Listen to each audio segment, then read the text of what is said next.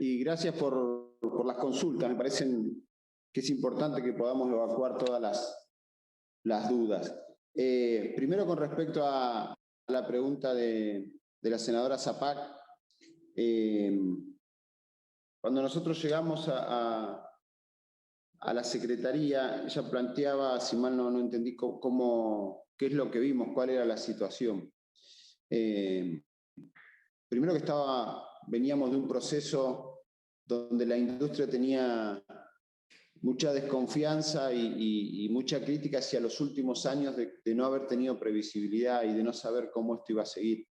Esa era una preocupación. La segunda preocupación era si esto se iba a derivar hacia las empresas de hidrocarburos. Por eso yo hacía y felicitaba la iniciativa de ponerlo explícitamente en el articulado, porque era uno de los temas que más planteaba, ¿no? El miedo a que se quede con este sector de la industria, las petroleras. Y luego la falta de un horizonte.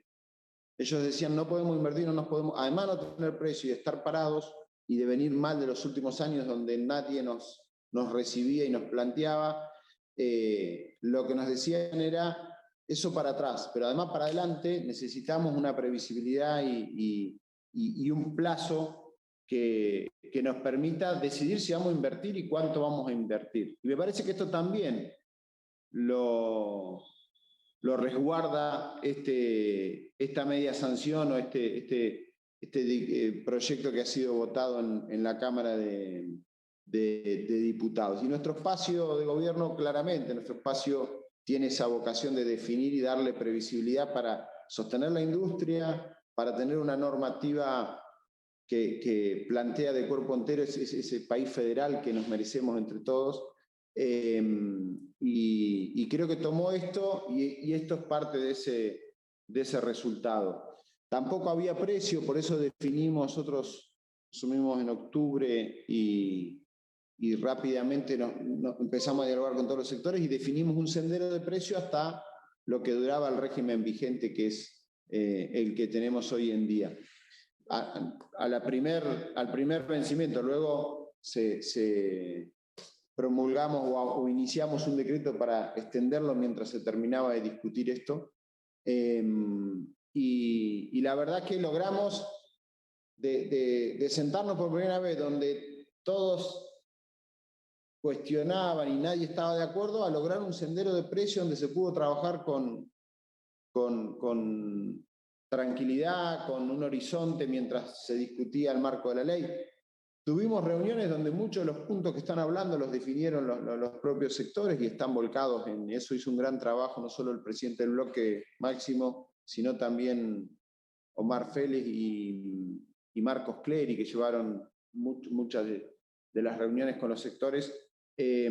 Así que me parece que eso se modificó mucho. Ahora tenemos una buena relación con toda la industria, y entendiendo que el gobierno se ha ocupado de darles esta previsibilidad, que por supuesto, y ya voy a la segunda pregunta de Silvia Elías Pérez,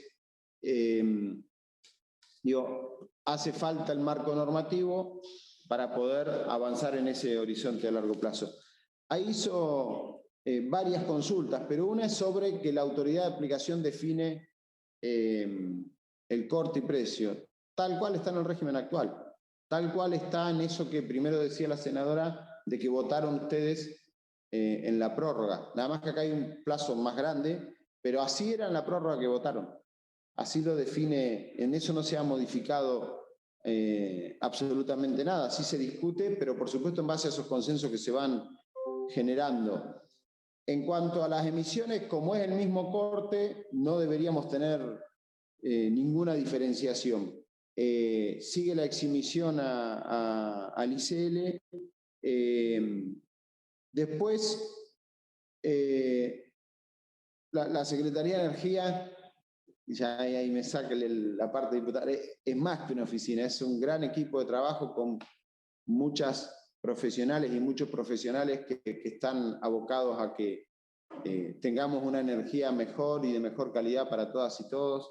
que sea la misma calidad y que vaya mejorando, vivas frente al obelisco, vivas a 2.000 o 3.000 kilómetros del mismo, y estamos 24 por 24, 7 por 7, abocados a eso. Digo, la oficina, me toca ser parte de un equipo muy grande y yo la verdad que los felicito y los respeto porque es muchísimo el trabajo que hacen, además con intereses que compiten y se sienten a dialogar y a consensuar con intereses económicos fuertes. Y la verdad que tengo el honor de estar aquí en esta secretaría y de tener todo ese equipo de trabajo muy bueno de línea que viene hace muchísimos años.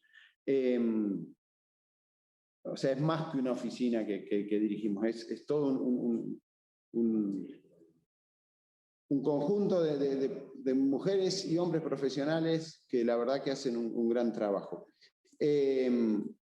No fue, perdón, secretario, no fue peyorativo. Disculpe si usted lo entendió así. No, pero digo, aprovecho también para agradecer a la gente que hace mucho esfuerzo y lo vive, lo siente y que viene hace muchos años en la línea y la verdad que hacen un gran trabajo. Así que por ahí me permitió poder también agradecerles a ellos. El precio, bueno, el peor problema que tuvimos cuando las plantas no funcionan, eso es lo peor que nos pasó. Y usted se refería a qué pasa si el precio del petróleo se dispara. Nosotros acá no definimos eso, o sea, el commodity tiene y obedece a variables que son ajenas a nuestras decisiones políticas. Ahora, lo que sí va a suceder si eso pasa es que vamos a aumentar el porcentaje de cortes sin lugar a duda y vamos a sustituir importaciones, porque además es muy bueno y eso va a generar más trabajo, más oportunidades, va a generar seguramente más inversión en las plantas, así que en eso creo que ahí vamos a estar de acuerdo absolutamente usted y yo y todos los que estamos aquí. Si ese precio se va muy arriba, nos va a permitir, y eso también está en el artículo 16 establecido claramente. Así que creo que la respuesta a eso es ese artículo 16 donde plantea claramente cómo es el esquema de sustitución de importaciones en el caso que suceda eso que plantea, que si el precio se dispara del barril nos permitiría darnos vueltas y sustituir un combustible que podemos llegar a necesitar y consumir y comprar afuera por producción de bio, y eso sería muy bueno.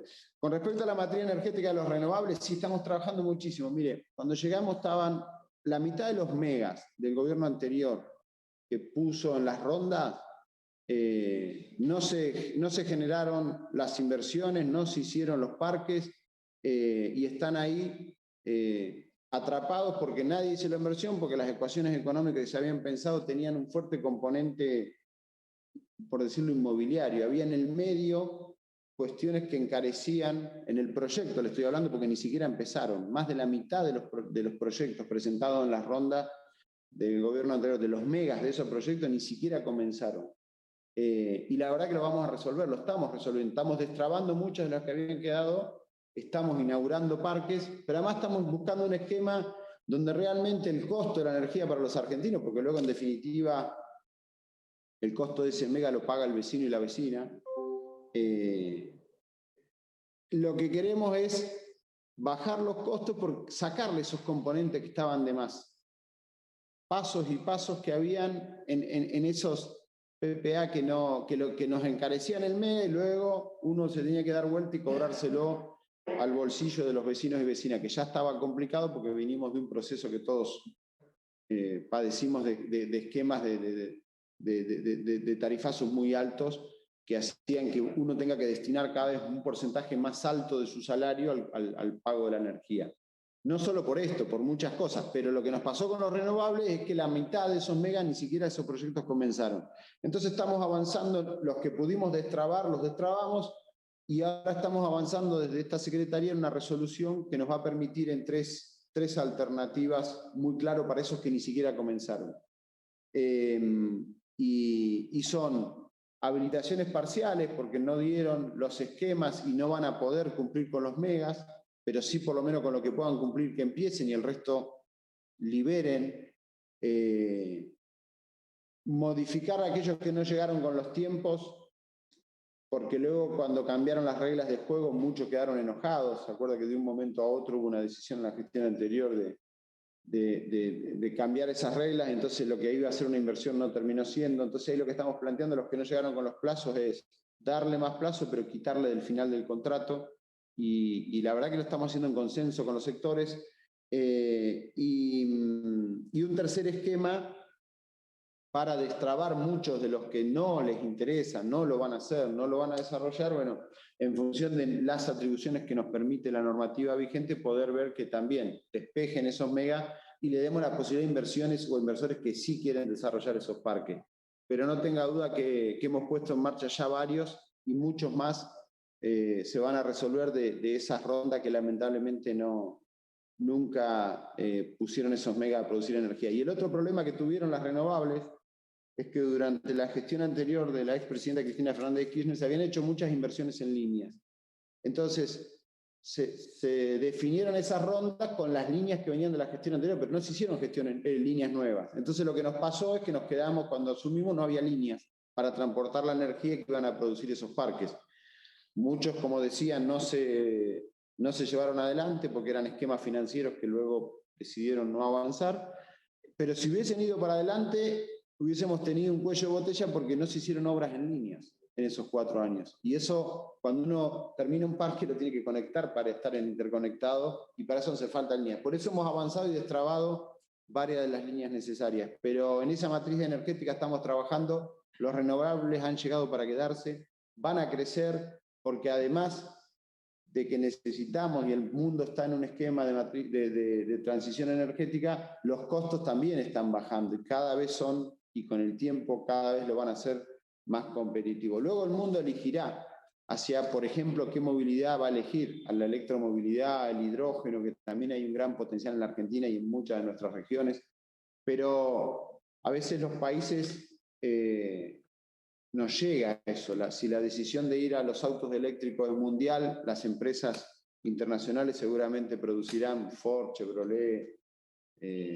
Toyota, producirán autos que van a ser eléctricos, y eso desde un país como el nuestro no lo podemos definir. Pero en cualquiera de las posibilidades, nuestra matriz y nuestro hermoso país nos permite poder potenciar cualquiera de ellas. Secretario, le voy a dar la palabra a la